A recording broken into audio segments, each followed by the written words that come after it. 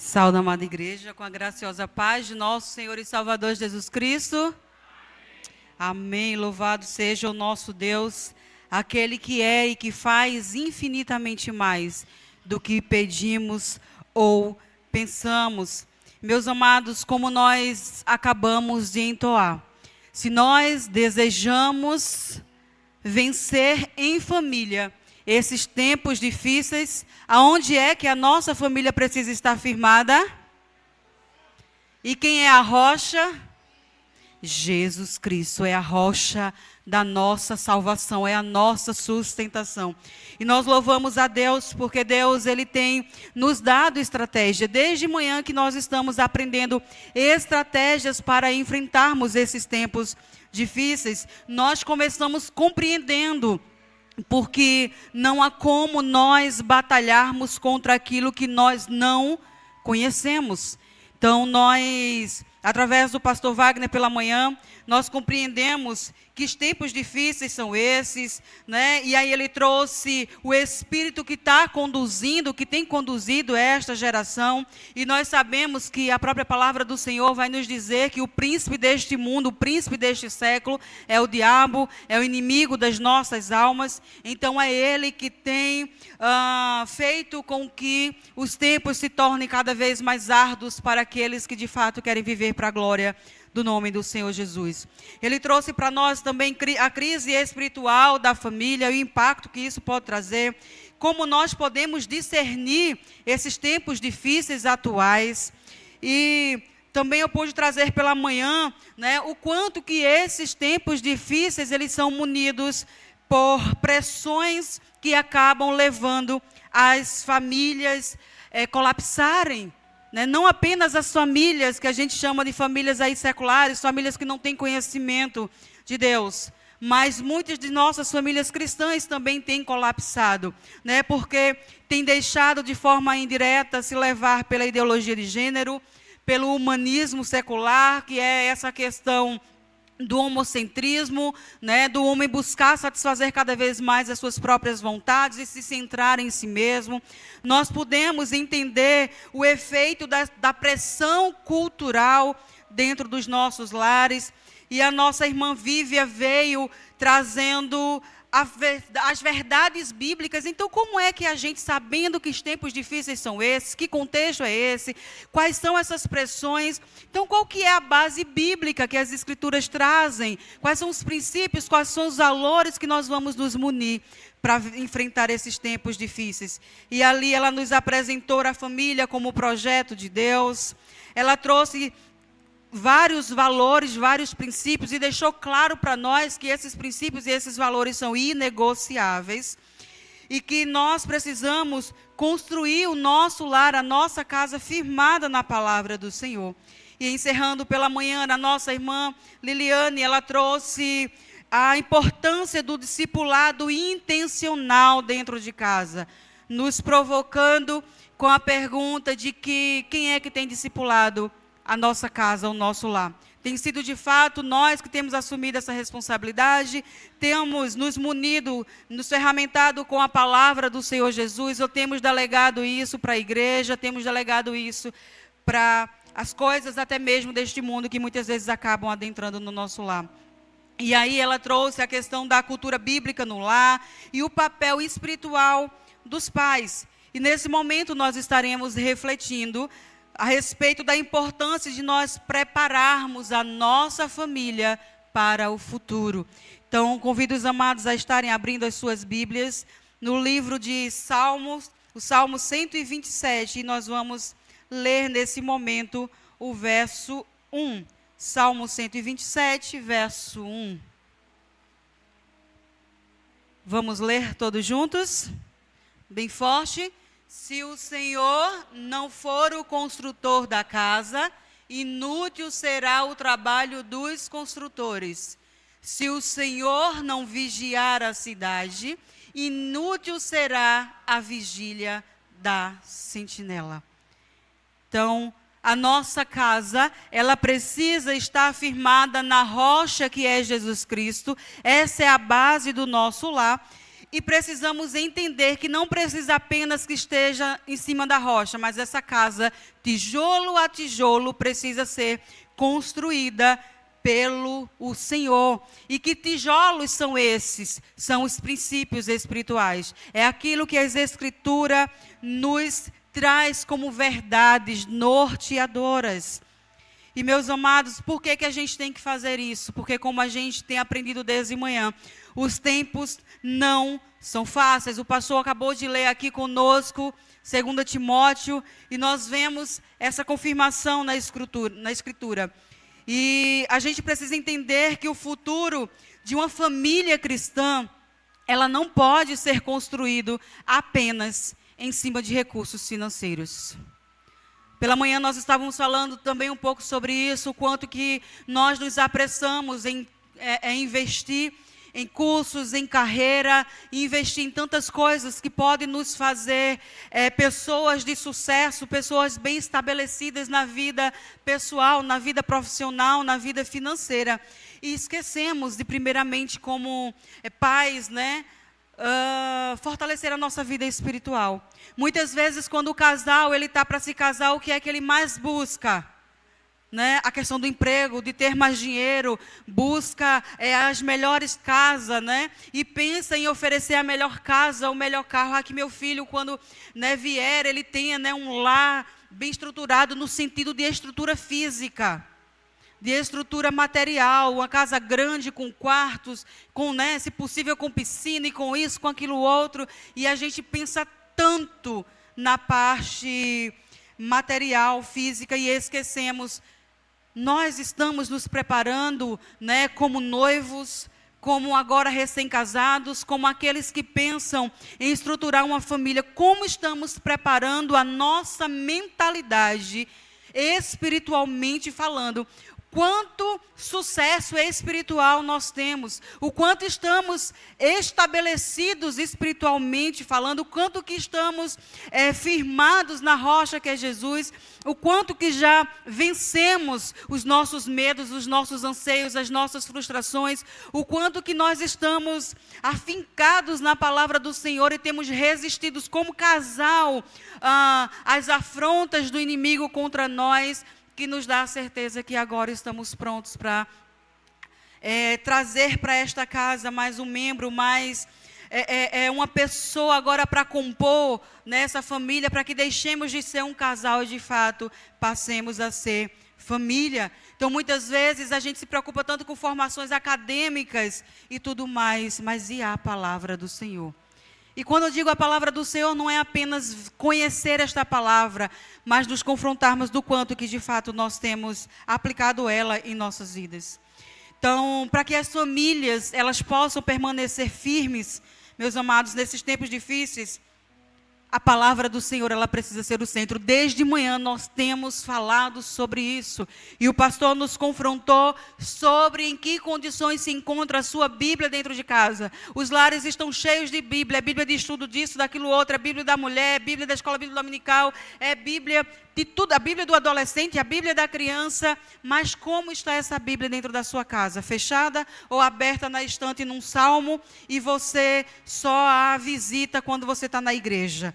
Ou você só abre quando você está na igreja, quando está passando por processos, né, de lutas, de tribulações. E para que a gente possa, meus amados, de fato estar preparando a nossa família para enfrentar o futuro que há de vir, nós precisamos refletir e firmar em nós 3 princípios básicos. O primeiro é fortalecer os vínculos familiares. Então, como é que está o seu vínculo com a sua esposa? Como é que está a esposa, o seu vínculo com o seu marido? Como é que está o vínculo seu com os seus filhos? É um ambiente de transparência? É um ambiente de verdade? É um ambiente onde vocês abrem o coração uns para os outros?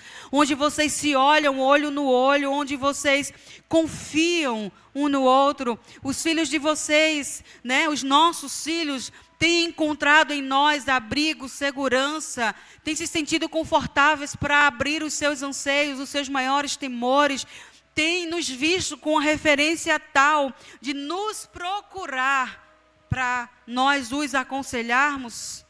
Então, será que a gente tem construído esse tipo de vínculo? Nós, de fato, estamos como família selados pela palavra e firmados pelo Espírito Santo. Há um fluir do Espírito Santo da mulher para o marido, do marido para a mulher e para os filhos e dos filhos para esses pais. Tem havido um fluir. O segundo princípio é a preparação desses filhos para enfrentar tempos difíceis. Então, o quanto que os nossos filhos estão mergulhados na palavra do Senhor. Sabe, eu louvo a Deus, eu tenho uma pequena de 10 anos e ela tem um temperamento bem difícil, né, mamãe? Também herdou 2 pais que têm temperamentos bem fortes, tanto eu quanto o pai. E aí ela ainda está aprendendo a lidar com as emoções dela, né, mamãe? Então, às vezes, tem posturas mais ariscas, mais arredias. Mas eu louvo a Deus quando eu recebo chamados na escola e quando eu chego lá, o que eu mais escuto é: como é lindo ver que nesta situação ela não negocia, viu, mãe? É firme, ela não negocia, ela não abre mão daquilo que ela acredita, né? Como é lindo, mãe, que às vezes ela está ali no joguinho, ela é muito competitiva e ela vai, e às vezes ela só quer ganhar, mas se ela ver um amiguinho se machucando, ela corre para socorrer, ela corre para ajudar. Se vê eles brigando, ela corre para separar, né? E eu digo: Jesus. E nesses momentos, muitas vezes eu choro, sou chorona. Por quê? Porque isso mostra que a vida dela está sendo estabelecida, de fato, em princípios. E na hora que a fé dela é testada, ela está sabendo se posicionar. Que o temperamento dela com a maturidade, assim como a mamãe e o papai aprendeu a lidar com o temperamento de cada um, né? A palavra do Senhor, o Espírito Santo foi nos controlando, foi nos dando esse domínio próprio. Eu sei que no tempo certo ela também vai ter esse domínio próprio, essa maturidade emocional para lidar com esse temperamento tão contundente que ela tem. Então é sobre isso, e que Deus dê a mim e ao Pai essa graça de sempre ouvirmos isso, né, das pessoas que estão em volta dela, né, como muitos aqui na igreja muitas vezes dizem isso, naquele dia, se não fosse o abraço de Sophie, se não fosse só aquela atitude de Sophie, meu Deus, ela é tão pequena, mas naquele dia, aquela atitude dela, então isso para um pai e para uma mãe, isso é muito significativo, e isso testifica para nós. Esse fruto testifica. E nós precisamos entender que precisamos construir um legado para os nossos filhos, deixarmos uma herança, sim, mas não é sobre carro, não é sobre casas, não é sobre aposentadorias gordas, né, privadas que a gente possa fazer. Mas, antes de tudo, é a palavra do Senhor, uma vida firmada na palavra do Senhor. E, meus amados, se você puder abrir a sua Bíblia em Deuteronômio capítulo 6, versos 6 e 7, nós lemos pela manhã esse texto. Se os amados puderem projetar aqui também, eu gostaria de ler novamente esse texto aqui, porque ele também embasa o como que nós podemos fortalecer os vínculos familiares e assim nos prepararmos para os dias difíceis. Vamos ler todos juntos? Que todas estas palavras, todos, que hoje lhe ordeno, estejam no seu coração. Ensine-as com persistência aos seus filhos. Fale sobre elas quando estiver sentado em casa e quando andar pelo caminho, quando se deitar e quando se levantar. Amarre-as como sinal nas mãos e prenda-as na testa. Escreva-as nos batentes das portas da sua casa e nos seus portões. O Senhor, o seu Deus, os conduzirá à terra que daria a vocês e sobre a qual jurou aos seus antepassados, Abraão. E Deus, ele tem uma terra que emana leite e mel. O Senhor tem a Canaã celestial sendo preparada para mim, para você, para os nossos filhos. E nós precisamos, para que as nossas famílias estejam fortalecidas o suficiente para alcançar essa Canaã e não acontecer com os nossos o que aconteceu com muitos daqueles que saíram do Egito. E o que foi que aconteceu? Muitos ficaram pelo o caminho. E quando a gente fala sobre ficar pelo caminho, não é apenas porque o seu tempo de vida aqui na terra cessou antes que chegassem a Canaã, a terra prometida. Não, não, não. É porque abandonaram os caminhos do Senhor pelo caminho, né, no processo. Sabe, meus queridos, esse texto, ele traz verdades muito contundentes. Que a gente, para fortalecer os vínculos familiares, nós precisamos guardar a palavra de Deus no nosso coração. A tua palavra escondi, guardada no meu coração, para não pecar contra o Senhor. Então, se como pais nós não estivermos com a palavra do Senhor guardada em nossos corações, como que nós vamos fazer a segunda parte que o texto nos adverte? Ensine-as com persistência. Então, é com persistência todos os dias, é quantas vezes for necessária, sabe, é insistentemente, diligentemente. E esse último ponto desse versículo que a gente leu, é uma parte que a gente mais tem que se apegar a ela, é conversar. Nós temos tido diálogos dentro de casa. Como é que está a conversa no seu lar? Vocês só falam de coisas, como o pastor até falou de manhã, fala sobre pagar boleto, sobre a escola do menino que tem que pagar, sobre a tarefa do menino que tem que fazer. Você só fala na hora de cobrar as coisas, de brigar por alguma coisa. Então, é esse tipo de diálogo, de discurso que tem havido no seu lar? Ou você, de fato, tem sentado em família para conversar, para compartilhar a palavra do Senhor, para compartilhar momentos em que você aplicou a palavra do Senhor, para compartilhar momentos de alegria, momentos de gratidão, momentos em que você vivenciou junto com seus filhos na casa do Senhor. Existem tantas situações, sabe? E em todas elas cabem a aplicação da palavra do Senhor. Aqui eu vi Deus agir, aqui eu vi Deus operar, aqui a palavra do Senhor, mamãe, me sustentou, aqui, filho, se não fosse o Senhor estar conosco. Então vocês têm rido, vocês têm sentado à sala e rido, sabe, sentado no colo um do outro, feito um cafuné, sabe, tem brincado, tem rido, tem cantado junto, sabe, tem corrido pela casa. Você que tem filho, adolescente ou até mesmo adulto, né? É muito gostoso isso, e vai e brinca e abraça, né? E tira uma brincadeira um com o outro, e ali saem os risos, e um corre para um canto, outro corre para o outro. Tem havido momentos desse jeito, e todos eles sendo ministrados pela palavra do Senhor Jesus. Então é em todo o tempo, meus amados, é quando a gente estiver sentado, é quando a gente estiver andando pelo caminho, em todas as circunstâncias a gente precisa estar mergulhado e compartilhando a palavra do Senhor, porque só assim os vínculos familiares vão se firmar. Eu acho que eu compartilhei aqui, e marido, mais uma vez, licença que eu vou compartilhar de novo. Tem uma das coisas que eu mais acho lindo no meu digníssimo, é que eu não sou flor que se cheira, eu sou difícil, meus irmãos, meu gênio é difícil. E nas situações assim em que eu sou, né, mais resistente, e ali ele fica chateado comigo, e na hora que eu preciso sair, se estiver chovendo, é com raiva mesmo, ele desce ali com o guarda-chuva, com a sombrinha, ele não me deixa sair sem ele descer e tirar o carro da garagem, botar o carro lá fora, esperar, né, que eu entre no carro, que é para eu sair com segurança. Eu entre no carro e ali ele dá aquele cheiro mesmo de cara amarrada, né? E quando eu chego no trabalho, qual é a primeira coisa que eu recebo? A mensagem: chegou bem, mas está lá, mas está amuado. Eu sei que está amuado. Mas isso é o quê? É vínculo. Isso é vínculo, eu louvo a Deus. Isso é amor, isso é vínculo estabelecido pela palavra do Senhor. Porque nesses momentos ele está se guiando pelo quê? É pelas emoções dele? Porque eu tenho certeza que pelas emoções dele, se ele pudesse, né? Mas há um amor de Deus sendo manifesto. Ele está se deixando ser canal de Deus para me amar, para que eu sinta esse amor genuíno.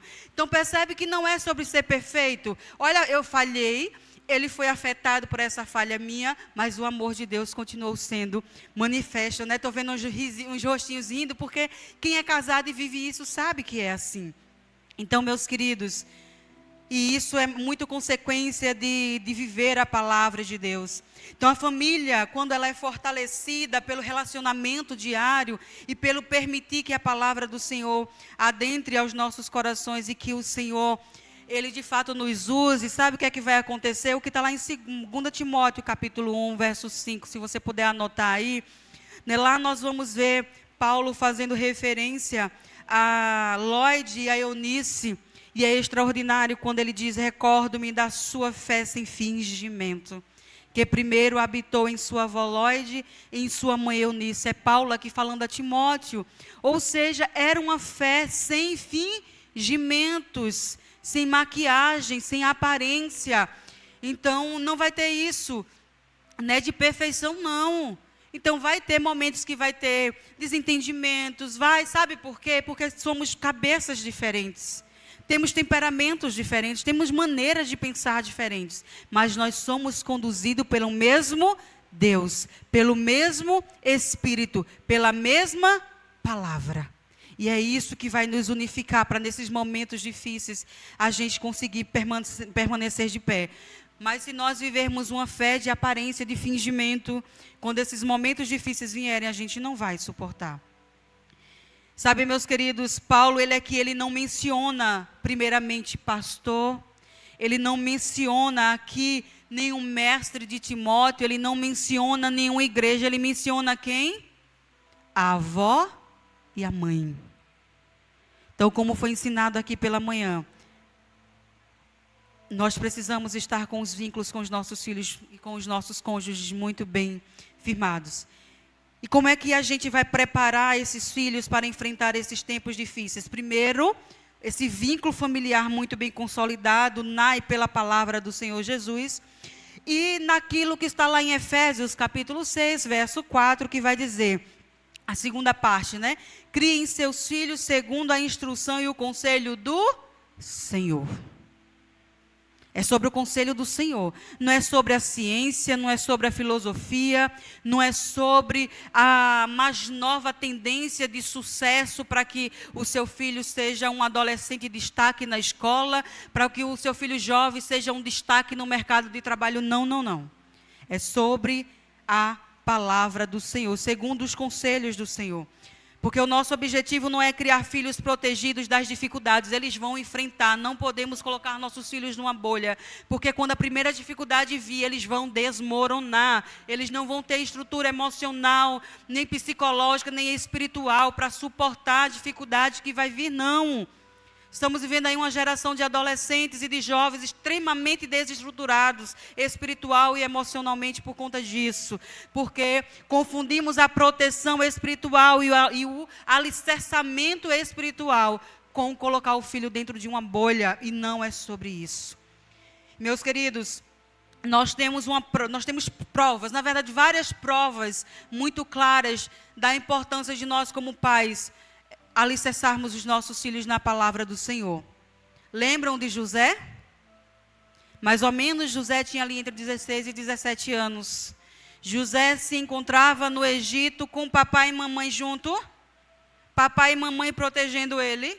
É essa a realidade que o texto bíblico traz? Não. José, com esta tenra idade, é vendido como escravo para o Egito pelos seus irmãos. Mas lá estando, ele lembrava o tempo todo dos ensinamentos do seu pai. Quando veio ali a mulher de Potifar, toda cheia das querências, não é assim? Toda insinuosa para cima dele, ele cai.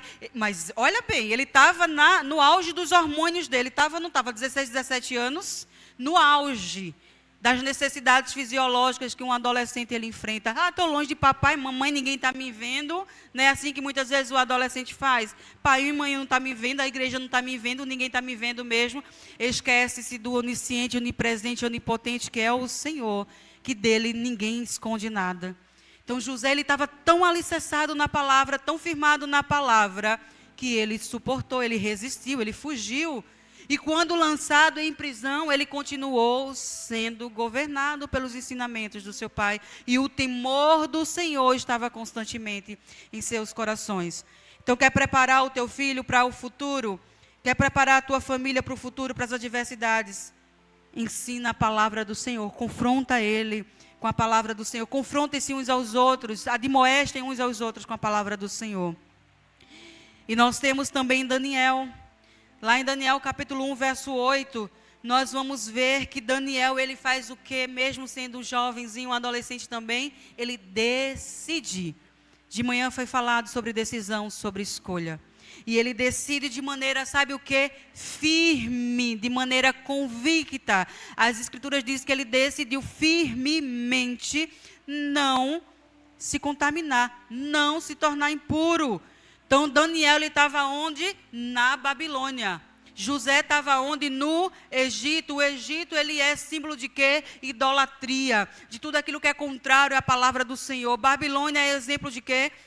De tudo aquilo que é promíscuo, de tudo aquilo que é contrário também aos princípios do Senhor. Então, muitas vezes a gente tem medo, como foi dito aqui, de enviar nossos filhos para a escola, de enviar nossos filhos para as faculdades, de enviar nossos filhos para esse mundo, para o Egito, né? Porque eles vão estar no Egito, eles vão estar na Babilônia. Esse mundo é Egito, esse mundo é Babilônia. Mas esse medo nosso, esse temor, ele vai se arrefecer, ele vai cair por terra, quanto mais convicção nós pais tivermos de que estamos, de fato, instruindo os nossos filhos na presença e na palavra do Senhor Jesus. Então, nós não vamos ter medo, porque assim como José e assim como Daniel não deixou se contaminar e não se curvou perante tudo aquilo que estava sendo ofertado, os nossos também não irão.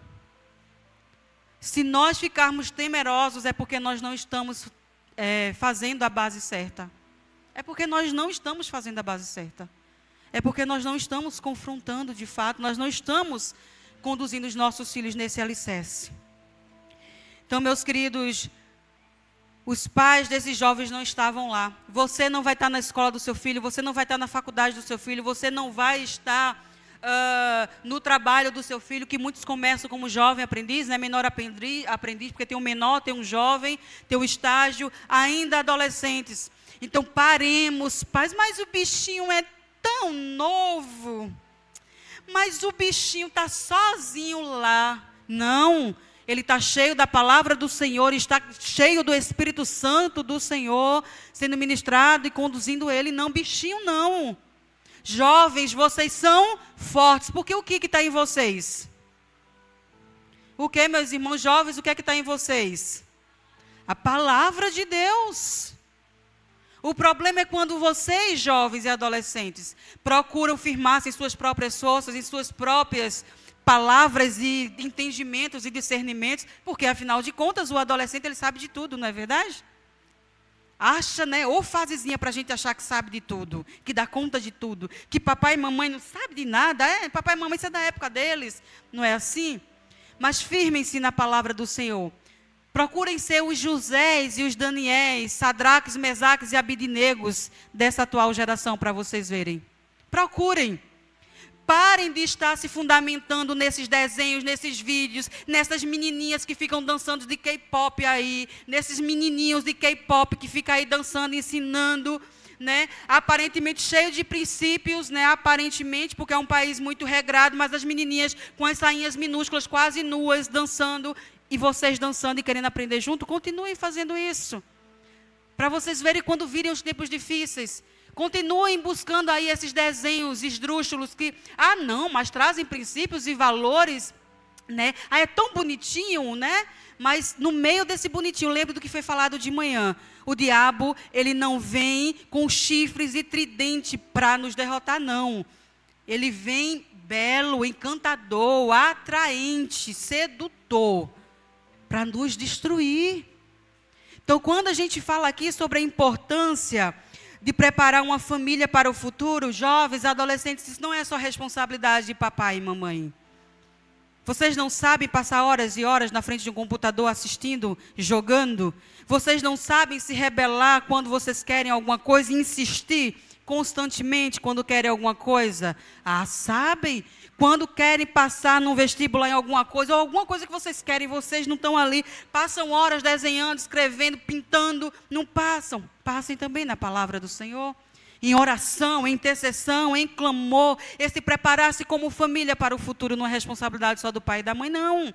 Enquanto pequenininhos, enquanto ainda não chegarem à idade do entendimento, sim. Mas a partir do momento que Deus dá a vocês entendimento e discernimento dentro da capacidade da maturidade de vocês, vocês também serão cobrados por esse preparo para o futuro. Né? Também serão cobrados, vocês também serão trazidos a essa responsabilidade. Olhem para José e para Daniel. Acham que se eles tivessem se deixado seduzir, o Senhor os tomaria por inocente? Tomaria? Nananina, não. Assim como ele não tomou por inocente o traidor, o Judas. Falei na escola bíblica dominical, se você for pesquisar, você vai ver que os discípulos, eles eram novos. O único que era maior de idade era Pedro. Por isso ele era casado, por isso que ele entregava os tributos. Os outros eram tudo novinhos. Os filmes colocam eles tudo já velhos, idosos, mas não. Quando foram chamados, não. Eles não eram. Não precisa você pesquisar isso na Bíblia, não. Basta que você pesquise na parte histórica mesmo. Então você vai ver. Então Deus não os tomaria. Então, quando a gente fala em preparar essa família para o futuro, já se encaminhando aqui para o encerramento, é sobre construir um legado espiritual. Lá em Juízes, capítulo 2, verso 10, também foi lido, e se puder projetar aqui, a gente precisa ler mais uma vez esse texto. Juízes, capítulo 2, verso 10. Vamos ler todos juntos? Depois que toda aquela geração foi reunida aos seus antepassados, surgiu uma nova geração que não conhecia o Senhor e o que ele havia feito por Israel. Então, os israelitas fizeram o que era mal aos olhos do Senhor e prestaram culto aos Balaíns. Então, a nós pais compete aqui ensinarmos a essa nova geração. Nós precisamos ensinar os nossos filhos, porque nós temos uma tendência muito grande de questionar que mundo nós deixaremos para o nosso filho. Mas você já se questionou que tipo de filho você tem deixado para este mundo? Que tipo de filho você está deixando? Que tipo de filho você está permitindo que saia do seu lar e adentre o mundo, a sociedade? O quanto que esse jovem, esse adolescente está saindo das nossas casas convictos o suficiente da fé que tem para que eles não façam, como nós lemos aqui, que vá adorar a outros deuses, ou que vá fazer de si mesmo o seu próprio Deus, como foi falado aqui pela manhã. Então, meus amados irmãos, nós precisamos preparar uma geração forte. Se os nossos seminários estão vazios de pastores, né, de alunos para serem pastores, de alunas para serem educadoras, missionários, e por aí vai. Se as nossas igrejas estão carentes de lideranças, é porque a geração anterior falhou na formação do caráter discipular destes. A culpa é nossa como pais biológicos e é nossa como pais espirituais, como discipuladores sanguíneos e como discipuladores espirituais. Então é responsabilidade nossa. Eu lembro que às vezes minha avó, ela dizia assim: meu Deus, por que este menino é assim? Eu dizia: porque mãe, a senhora não criou eles como a senhora criou as meninas. As meninas a senhora criou cheia de regras, de princípios. A senhora mantinha cativa debaixo da senhora, porque a senhora tinha medo que por ser mulher a senhora protegia demais. Mas os meninos, por serem homens, a senhora dizia: vai, mas não os preparou como preparou a nós meninas. Eu dizia muito isso para minha avó, com muito amor, porque ela impunha muito respeito e ela não tolerava ser desrespeitada, mas eu sempre dizia isso para ela. Quando ela botava a mão na cabeça, ela dizia: onde foi que eu errei? Eu disse: nas vezes que a senhora me pôs de castigo e não botou ele, nas vezes que a senhora fez isso, mas não fez aquilo com ele. Então nós precisamos assumir essa responsabilidade, porque afinal de contas, nós precisamos entender que uma geração, por mais que ela tenha experimentado milagres, porque às vezes a gente diz assim, né? Não, mas é esse fulaninho ou essa fulaninha que convivia comigo, esse meu filho que conviveu comigo, experimentou muitos milagres, Deus operou de maneira extraordinária na vida dele, na vida dela. Meu filho foi criado na igreja, meu filho é um milagre, sim. Mas experimentar o milagre não quer dizer que você se fez milagre nas mãos do Senhor, para ser usado, para ser canal de milagre para outras vidas, não. Esse filho essa filha precisa arrepender-se, precisa ter os seus pecados confrontados. Essa geração que nós acabamos de ler aqui quer mais milagres experimentados do que o povo, a geração que saiu do Egito. Todas aquelas pragas, Deus livrando eles de todos.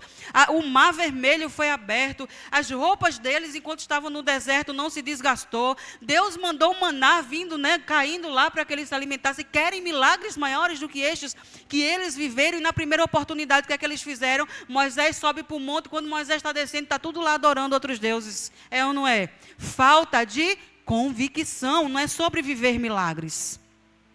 Não é sobre viver milagres, é o quanto de fato eu me deixo ser o próprio milagre e o quanto que eu me submeto, eu nego a mim mesmo, tomo a minha cruz e sigo a Jesus Cristo e digo: Senhor, Tu és, como nós cantamos aqui, Tu és, primeiramente nós, Tu és o Senhor da minha vida. Tu és o meu resgatador, mas Tu és o meu Senhor, Tu és o meu governador, Tu és aquele que dita a minha vida. Eu não tenho aqui autonomia de nada, é o Senhor quem governa. Então, meus queridos, que nós possamos declarar, como Josué: eu e a minha casa serviremos ao Senhor, e que assim façamos com alegria. Então Josué, ele compreendeu que a liderança espiritual, ele começa dentro do lar. Ele compreendeu que ele precisava preparar a família dele para o futuro, porque assim como nós enfrentamos tempos difíceis hoje, como foi dito hoje pela manhã, aquela geração também enfrentou. Nós não vivemos nada de novo, nós vivemos talvez de maneira mais intensa, porque as redes sociais fazem com que tenhamos acesso a muitas coisas em muitos lugares ao mesmo tempo. Então a disseminação, ela é mais intensa, ela é mais contundente, mas a realidade, ela continua sendo a mesma em todos os sentidos que a gente tem que enfrentar. Então, antes de influenciar uma nação, Josué tomou a decisão de ser influente no seu lar, na sua casa. Então, antes de você querer ser influente na igreja, antes de você, jovem, querer ser influente na sua escola, seja dentro de casa, respeitando sua mãe, seu pai e amando, jovem e adolescente. E nós, pais, antes de querermos ministrar sobre as vidas dos outros, que nós possamos primeiramente ministrar sobre as nossas vidas. E que nós possamos entender que uma herança material, sabe, o carro, a casa, a poupança que você quer deixar para o seu filho, sabe, aquela faculdade, a melhor que você puder pagar, que você possa deixar para o seu filho, deixe, faça tudo isso. Mas isso pode acabar em 2 segundos. Lembremos-nos do filho pródigo, ele pega toda a herança do pai e faz o quê? Destrói. Acaba com os prazeres desta vida. Mas quando você deixa uma herança espiritual, quando você impacta uma geração com uma herança espiritual, essa herança, ela vai impactar outras e mais outras gerações. Então esse é o legado, esse é o patrimônio que nós devemos deixar para os nossos filhos e os nossos filhos deixar para esta sociedade. Que Deus nos abençoe. Que Deus continue nos sustentando e que o Senhor, Ele continue sendo a rocha na qual nós estamos firmados e que Ele continue sendo aquele que guarda e que vigia constantemente a nossa casa. Que os nossos corações continuem abertos para aquilo que o Senhor continuará falando através de nós.